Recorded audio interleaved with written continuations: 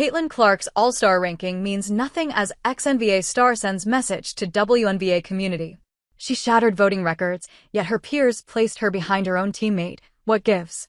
Garnering a jaw-dropping 1,293,536 fan votes, Caitlin Clark crushed the single-season record and made it crystal clear who the people want to see. But here's where things take a sharp turn. Despite being the fan favorite by a mile, the Indiana Fever star landed just 9th in player voting among guards. And this has left many fans scratching their heads, asking, what's really behind this snub? It seems a former NBA star might have the answer. If you thought this was just about public versus peer perception, think again. What flew under the radar for many is the fact that the 2024 Rookie of the Year wasn't even the top pick among her own team in the eyes of fellow players. That title went to Kelsey Mitchell, who ranked 6th, 3 spots above Caitlin Clark. Now, this isn't a knock on Mitchell. She's a solid performer. But the fact that Clark, who has been the face of the WNBA conversation all season, falls behind even in her own locker room, that says a lot about how divided opinions are when it comes to her presence in the league. Now, with the All-Star game tipping off in her hometown of Indianapolis on July 19th, it's no wonder the buzz has spilled well beyond WNBA circles. On a recent road trip and podcast episode, former NBA champ Channing Frye compared Caitlin Clark's journey to that of Kevin Garnett. According to Frye, Clark, like Garnett, feeds off adversity. She is relentless.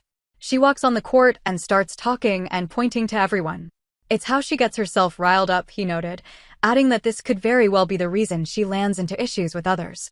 However, Richard Jefferson chimed in with a reality check of his own. Players don't give a T about this. They care about how you lace up, Jeff said, giving no importance to these rankings. He brought up Tyrese Halliburton, labeled most overrated by peers before guiding his team to the finals, as a reminder that peer rankings often reflect personal biases more than on-court value. Looking at Clark's numbers, 18.2 points, 8.9 assists, second only to Alyssa Thomas, and 5 rebounds per game, it's hard to argue she isn't delivering. Even after missing 5 straight games, her impact is undeniable. But that 9th place ranking? It's another sign of the tension between her skyrocketing stardom and the cautious reception from within the league. ESPN broadcaster's strong message against Caitlin Clark's All-Star snub by her teammates. If you were surprised to see Clark's ranking by her peers from the WNBA, you're definitely not alone. And ESPN legend Dick Vitale made sure his voice was heard loud and clear. The passionate broadcaster wasn't shy about calling out WNBA players for what he believes is more than just a voting decision, it's a personal slight. Absolutely pure jealousy that WNBA players voted Caitlin Clark the 9th best guard. Someday they will realize what she has done for all of the players in the WNBA. Charted planes, increase in salary, sold-out crowds, improved TV ratings, Vitale wrote on X.Now, love her or not, it's hard to deny Clark's impact. Furthermore, the defensive pressure she faces every night speaks volumes about how seriously opponents take her. Ranking her 9th among guards? That's not just a snub, it's baffling.